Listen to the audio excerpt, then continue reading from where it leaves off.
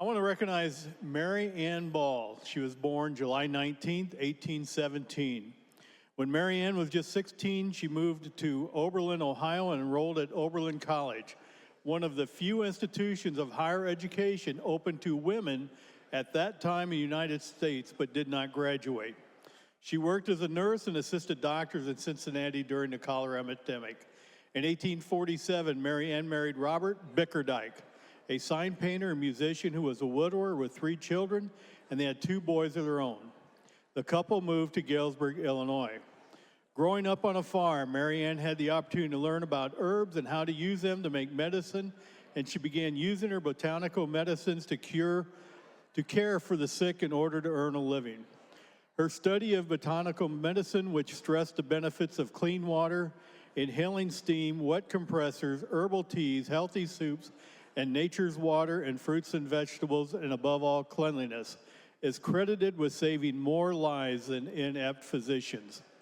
At the outbreak of the Civil War, members of the Brick Congregational Church in Galesburg, Illinois, listened as a visiting pastor, the Reverend Dr. Edward Beecher, read a letter from a volunteer doctor stationed with the Union Army in Cairo, Illinois. The doctor, a Galesburg native, complained about the deplorable conditions of the camp and hospitals. The congregation responded with pledges of money and supplies to be used for their boys. A trustworthy, efficient volunteer who would be acceptable to the military was needed to deliver the supplies. Mary Ann, a 44-year-old widow with 2 young children, volunteered. Seeing the horrific conditions, Bickerdyke stormed through camp like a whirlwind, cleaning and sanitizing tents, setting up field kitchens, and introducing Army laundries. When she found a sick and wounded soldier bedded on filthy straw and fetid tents, she had fresh straw spread and provided clean water and air. She had barrels cut in half so the men could bathe and dress in the clean clothes sent by the congregation. After transforming the camp at Cairo, Bickerdyke felt compelled to remain, realizing the work had just begun. She became hospital matron when a general hospital was organized there in November 1861, and spent the remainder of the war traveling with various Union armies. Her patients, the enlisted soldiers, referred to her as Mother Bickerdyke because of her caring nature. When a surgeon questioned her authority to take some action, she replied, "On the authority of Lord God Almighty, have you anything that ranks that?" For the next 4 years, Mother Bickerdyke continued her untiring efforts, following the armies of the Western Theater, led by General Logan, Sherman, and Grant. She established more than 300 field hospitals to assist sick and wounded soldiers and set up cooking and laundry operations at all hospitals. From battle to battle, Mother fought continuously for the personal welfare of her boys.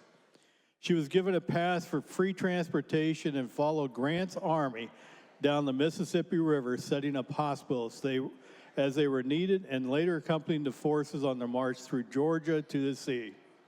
During the battle, she would risk her own life by searching for wounded soldiers. Most times, it was after darkness. During the war, she became the chief of nursing under the command of General Grant and served at the Battle of Vicksburg. Bickerdyke continued to help Northern veterans. She provided legal assistance to veterans seeking pensions from the federal government and helped secure pensions for more than 300 Civil War nurses. On March 21st, Mother Bickerdyke felt that her work for the Army was done, and she resigned.